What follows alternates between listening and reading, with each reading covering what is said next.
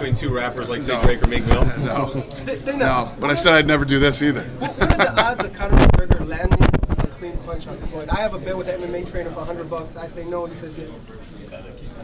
Again, and why do you say no? That in 12 rounds, a guy who actually fights couldn't land a punch on another guy in 12 rounds. A guy who's almost 41 years old. I've been in camp with him. He's been sparring. He's been looking phenomenal, Floyd. Right. So it's hard for me to picture McGregor landing a clean punch on him. I hear you.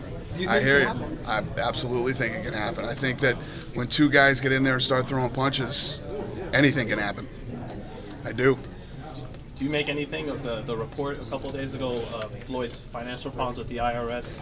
Do you think that has anything to do with why he wanted this fight? Or Listen, whether he has trouble with the IRS or whatever, Floyd likes to spend money, man. Floyd spends money, and he needs more of it, no matter what. You know, there was never somebody asked me earlier, if you knew this earlier in the deal, would you have slowed down the? Listen, we're doing a fight, we're doing a deal. Floyd's going to make a bunch of money, and good for him. No, it's, you know, it doesn't surprise me, and it, you know, it doesn't change anything. The UFC's been doing well. Do you think boxing will continue to flourish in the future, regardless of this fight? Yeah, you know, we've been talking about the death of boxing for the last 20 years, and you know, every time you think it's over, they pull a big fight out. And, you know, obviously, you know, regardless of what happens here, Floyd could fight again. The Triple G fight's a good fight. You know, if Canelo could beat Triple G, Canelo and Floyd would be a big fight, and a fight that people would care about again. You know, Floyd could go after the kid that just beat Manny Pacquiao too. So there's a lot of different options out there. But you would rather see it flourish? I mean, because it's a competitor. So it's how are they a competitor? They're not a competitor to us. Sometimes we'll compete for dates, but other than that, yeah, I don't wish any ill will on the sport of boxing. I wouldn't be here today if it wasn't for the sport of boxing. So, yeah. Thanks, Dana. All right. Thank you, guys. All right.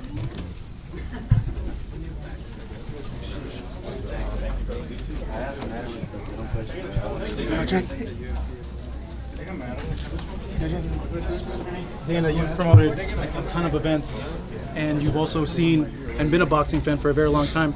How does this event compare to all the other ones you've promoted and you've seen and been a part of? Obviously, you know, it's massive. I've been a part of a lot of big fights, and nothing as big as this. This thing is you know, globally insane, and just even locally. I mean, if you look at what's going on here this week, Staples Center, you know, we call it sold out.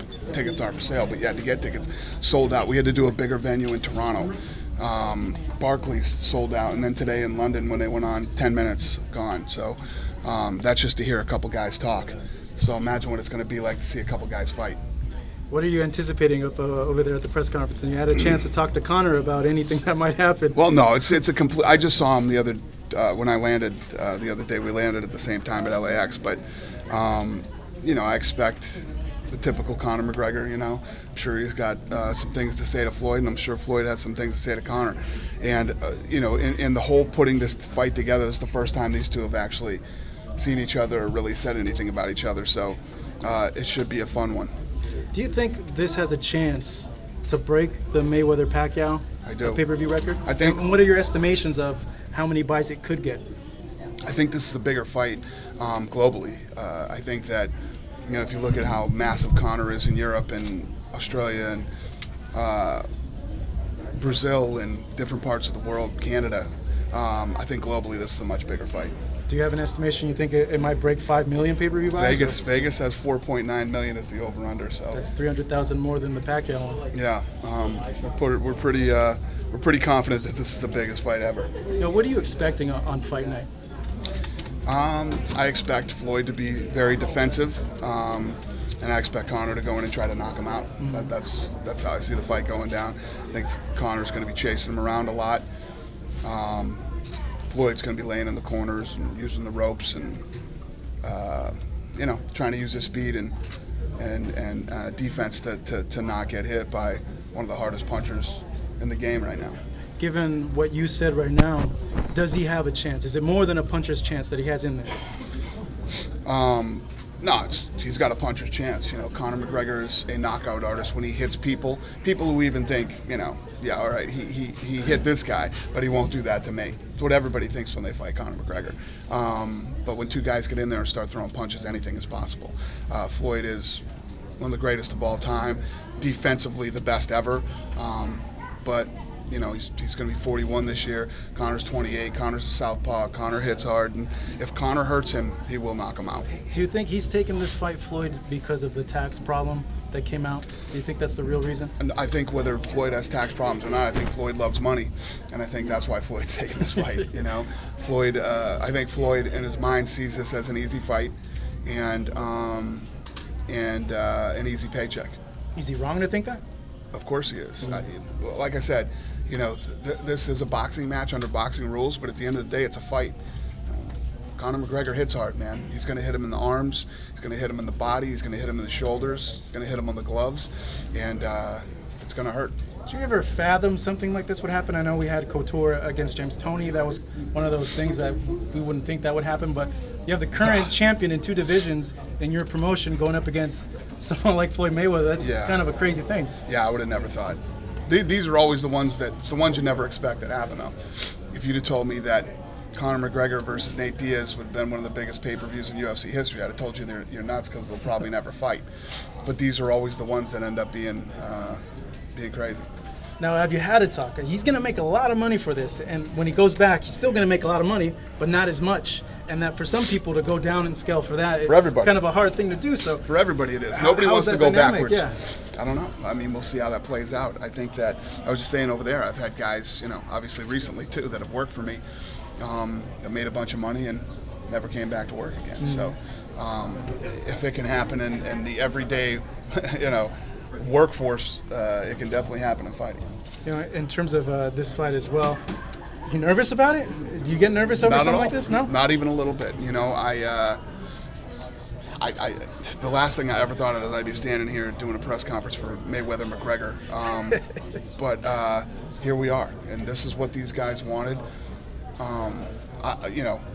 I stopped doubting Conor McGregor a long time ago.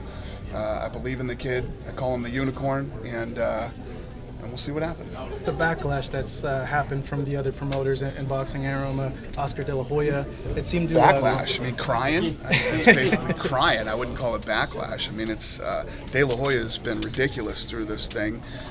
He's got a great fight that he should be confident about. Triple G Canelo's a fight that I will watch.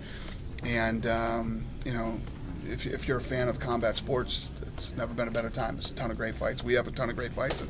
And boxing has some good fights right now, too. So, yeah, it's crazy. And Aram's just an asshole. He's always been an asshole. So, who gives a shit what Aram thinks? I'm kind of curious. Who are you picking in that Canelo versus Golovkin fight? You knowing so much about boxing as well. It's a tough one. I don't know. It's a good fight. Canelo looked amazing in his last outing, and Triple G hits so hard, anything is possible. That's what makes that fight fun. I honestly don't know who's going to win that fight, but I think it's going to be a great fight. Manny, should he retire? Did you see the Horn fight? I did see the Horn fight.